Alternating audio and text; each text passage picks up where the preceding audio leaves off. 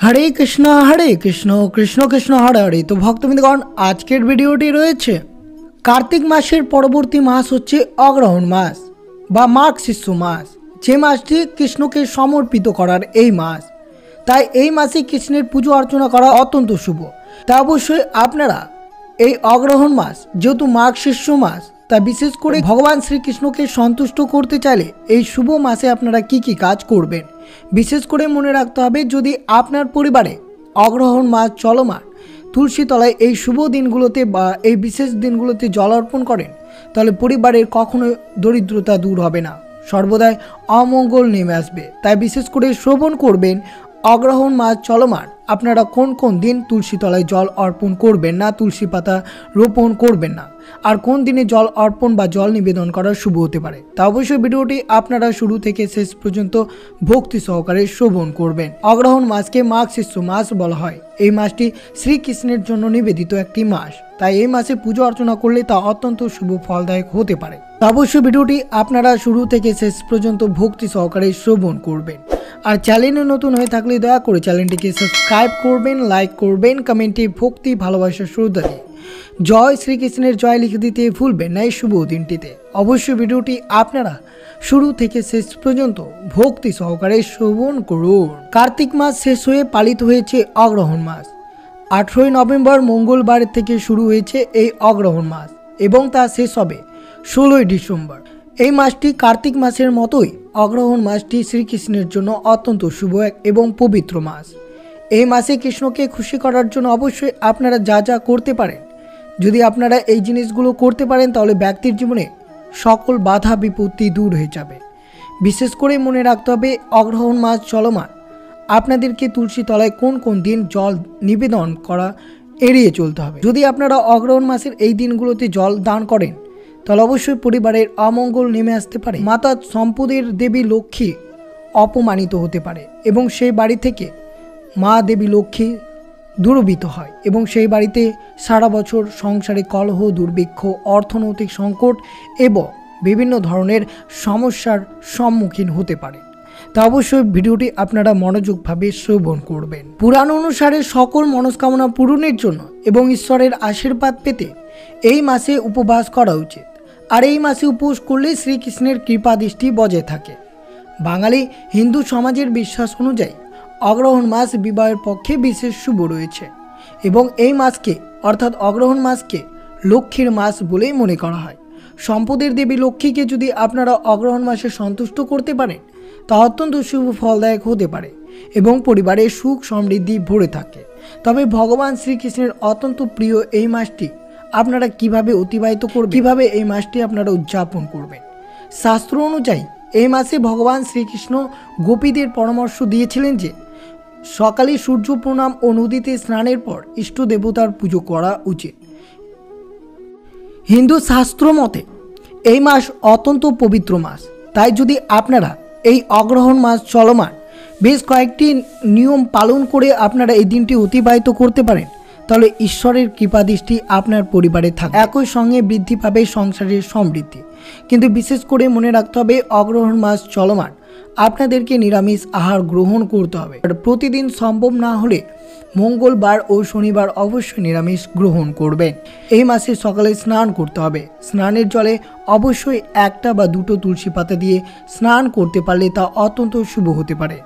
এই মাসে অবশ্যই আপনারা দরিদ্রদের খাদ্য দান, বস্ত্র দান করতে পারেন। এইভাবে যদি আপনারা এই অগ্রহণ মাস দিনটি অতিবাহিত করতে পারেন তাহলে সমস্ত পাপ বিনষ্ট হবে, সেই সঙ্গে মনের সকল ইচ্ছে পূরণ হবে। কিন্তু আপনাদের অবশ্যই মনে রাখতে হবে এই অগ্রহণ মাসে স্নানের পর ইষ্ট দেবতার স্মরণ করে পুজো করতে হবে। এই মাসে বাড়ি ঘর সবসময় পরিষ্কার পরিচ্ছন্ন রাখবেন যাতে কোথাও আবর্জনা না লেগে থাকে। রাতে শুতে যাওয়ার আগে বাড়ির প্রধান দরজার সামনে এক বালতি জল রেখে দেবেন। সকালে ঘুম থেকে উঠে দরজার সামনে সেই জল ঢেলে ধুয়ে দিবেন। রান্নাঘরের কৌটা যাতে কোনো রকমের ফাঁকা না থাকে এই অগ্রহণ মাস চলমান। অবশ্যই আপনারা অগ্রহণ মাস চলমান প্রতিদিন ভগবান শ্রীকৃষ্ণের এই মন্ত্রটি জপ করবেন। ওম নমঃ ভগবতে বাসুদেবায় নমঃ এই মন্ত্রটি জপ করলে সেই ভক্তের ওপর ভগবান শ্রীকৃষ্ণের আশীর্বাদ বর্ষিত পড়বে। বিশেষ করে আপনাদেরকে প্রতিদিন নিয়মিত 108 বার এই মন্ত্রটি আপনাকে জপ করতে হবে এই অগ্রহণ মাস চলমান। এবং অবশ্যই দেবী সম্পদের লক্ষ্মীকে যদি আপনারা প্রসন্ন করতে পারেন তাহলে অগ্রহণ মাসটি আপনার অত্যন্ত শুভ হতে পারে।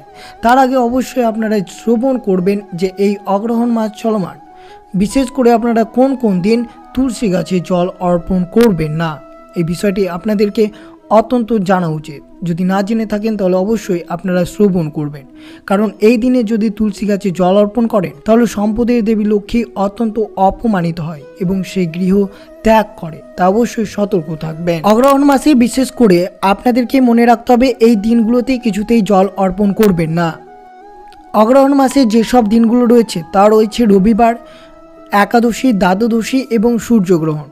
রবিবার এই দিনটি সূর্যকে উৎসর্গকৃত এবং তুলসী এই দিনে ভগবান বিষ্ণুর জন্য উপবাস করেন বলে মনে করা হয়।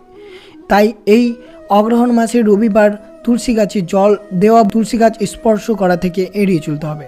এছাড়াও একাদশী তিথিতে তুলসীকে জল দেওয়া উচিত নয়, কারণ এই দিনে দেবী তুলসী ভগবান বিষ্ণুর জন্য নির্জল উপবাস করে থাকেন, তা অবশ্যই সতর্ক থাকবেন। দ্বাদশী অর্থাৎ একাদশীর পরের দিন অর্থাৎ দ্বাদশীতে তুলসী পাতা তোলা বা জল দেওয়া সম্পূর্ণরূপে নিষিদ্ধ রয়েছে, তাই বিশেষ সতর্ক থাকতে হবে। অগ্রহণ মাসে যদি সূর্যগ্রহণ বা চন্দ্রগ্রহণ থেকে থাকে তাহলে সেই সময় তুলসী গাছে জল দেওয়া বা তুলসী গাছ স্পর্শ করা আপনাদেরকে এড়িয়ে চলতে হবে। এছাড়াও সূর্যাস্তের পর তুলসী গাছে জল দেওয়া উচিত নয়, কারণ এই সময় তুলসী গাছ বিশ্রাম নেই, তাই বিশ্বাস করা হয়। তুলসী গাছে জল দেওয়ার আগে অবশ্যই স্নান করে শুদ্ধ বস্ত্রে থাকা উচিত। জল সরাসরি গাছের গোড়ায় দিন, পাতায় নয়, এই বিষয়টি আপনাদেরকে মনে রাখতে হবে। যেহেতু এই মাসে কিছু ধার্মিক উৎসব অনুষ্ঠিত হয়ে থাকে, তার মধ্যে রয়েছে নবান্ন এবং লক্ষ্মী পুজো। এই মাসে নতুন ধান উঠে তাই নবান্ন উৎসব পালিত হয়। এটি দেবী লক্ষ্মীর মাস হিসেবে পরিচিত, তাই লক্ষ্মী পুজোর বিশেষ আয়োজন করা হয়ে থাকে এই অগ্রহণ মাসে। এছাড়াও উৎপন্না একাদশী, অগ্রহণ মাসের কৃষ্ণপক্ষের একাদশীকে উৎপন্না একাদশী বলা হয়ে থাকে। এই দিনে ভগবান বিষ্ণুর কাছ থেকে একাদশীর উৎপত্তি হয়েছিল বলেই মনে করা হয়।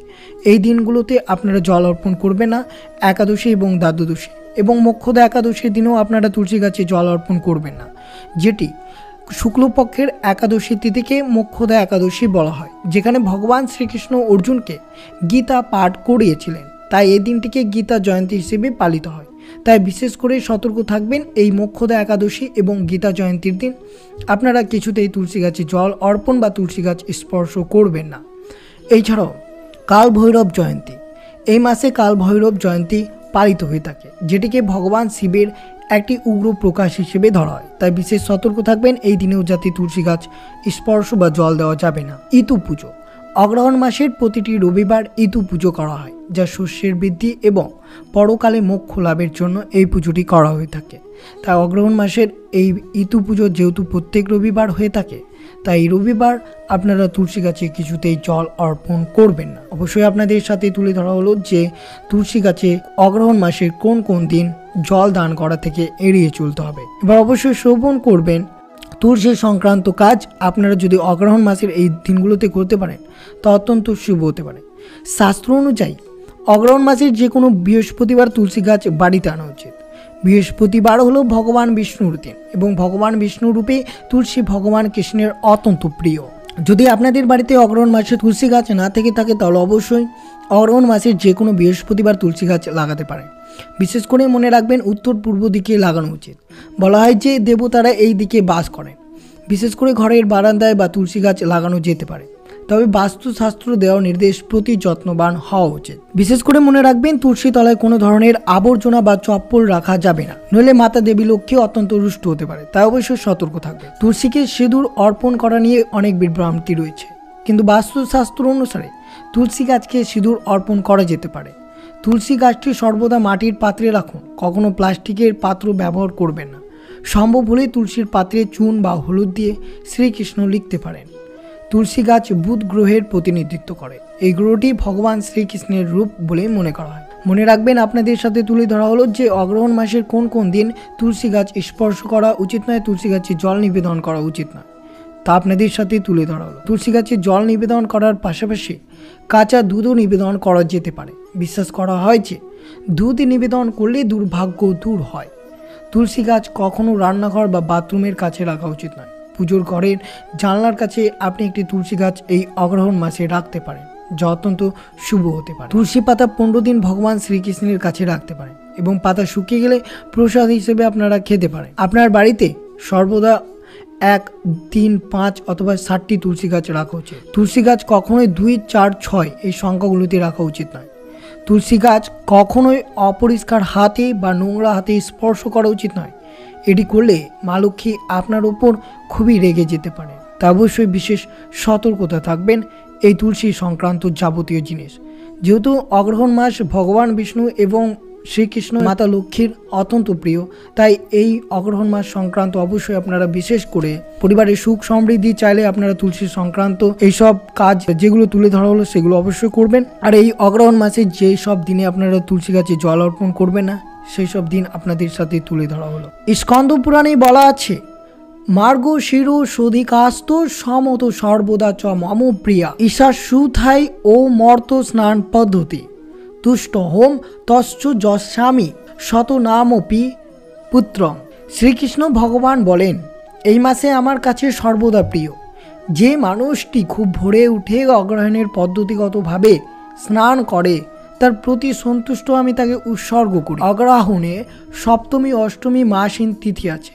মাসবিহীন তিথিতে শুভ কাজ করলে সংসার ও সম্পদ নষ্ট হয়। ব্রাহ্মণদের জন্য অন্নদান করা অত্যন্ত শুভ হতে পারে এই অগ্রহণ মাসে। অগ্রহণ মাসে উপবাস করলেই মানুষের দ্বিতীয় জন্মে রোগমুক্ত ও শক্তিশালী হয়। তা অবশ্যই আপনারা এই অগ্রহণ মাসে ভক্তি সহকারে ব্রাহ্মণদের অন্ন পরিবেশন করবেন, তাহলে অবশ্যই সকল রোগ এবং পাপ থেকে মুক্ত লাভ পাবেন। স্কন্দ পুরাণে বর্ণিত রয়েছে, মথুরাপুরীতে অগ্রহণ মাসে বসবাসের মহা গুরুত্ব বলা হয়েছে। 1000 বছর তীর্থরাজ প্রয়াগে বাস করলে যে ফল পাওয়া যায়, তা মথুরাপুরীতে অগ্রহণ মাসে বাস করলেই পাওয়া যায়। অগ্রহণ মাসে বিশ্ব দেবতাদের পুজো করা হয় এবং যারা মারা গেছেন তাদের আত্মার শান্তির জন্য পুজো করা হয়ে থাকে এই অগ্রহণ মাসে। অগ্রহণ মাসে প্রত্যেকদিন অবশ্যই তুলসীকে প্রণাম করবেন এই মন্ত্রটি জপ করে। ওং বিন্দায় তুলসী দৈব প্রিয়ায় কেশবস্য চ বিষ্ণু ভক্তি প্রদে দেবী সত্যবোধয় নমো নমঃ। এই মন্ত্রটি অবশ্যই প্রতিদিন তুলসী দেবীকে জল অর্পণ করার সময় অবশ্যই প্রণাম করবেন এই মন্ত্রটি জপ করে। এই মন্ত্রটি অবশ্যই 3 বার জপ করলে তা অত্যন্ত শুভ হতে পারে আপনাদের জন্য। আর অবশ্যই বিশেষ করে মনে রাখবেন, অগ্রহণ মাসের প্রত্যেকটি দিন শ্রীকৃষ্ণের পুজোর সময় অবশ্যই তুলসী পাতা আপনারা ভগবানের নৈবেদ্যে নিবেদন করবেন। যদি নিবেদন না করেন তাহলে পুজোর কোনো পূর্ণ ফলাফল পাবে না, অর্থাৎ পুজোটি আপনার অসম্পূর্ণ রয়ে যাবে। কিন্তু বিশেষ করে মনে রাখবেন, রবিবার, একাদশী এবং দ্বাদশী দিন তুলসী পাতা এবং তুলসী তলায় জল অর্পণ করা থেকে বিরত থাকবেন। তো অবশ্যই আপনাদের সাথে তুলে ধরা হচ্ছে অগ্রহণ মাসের কোন কোন দিনে তুলসী গাছে জল দান করা বা তুলসী গাছ স্পর্শ করা এড়িয়ে চলতে হবে। তো অবশ্যই আপনাদের সাথে সবকিছু বিস্তারিতভাবে আলোচনা করা হলো। তো এই ছিল ভিডিওটি ভালো লাগলো অবশ্যই চ্যানেলটিকে সাবস্ক্রাইব করবেন, লাইক করবেন, কমেন্টে ভক্তি ভালোবাসা শ্রদ্ধা দিয়ে জয় শ্রীকৃষ্ণের জয় লিখে দিতে ভুলবেন এবং ভিডিওটি অবশ্যই আপনার আত্মীয় ভক্ত বন্ধুদের সাথে অবশ্যই শেয়ার করুন। সুস্থ থাকবেন, সতর্ক থাকবেন। জয় শ্রীকৃষ্ণ, রাধে রাধে।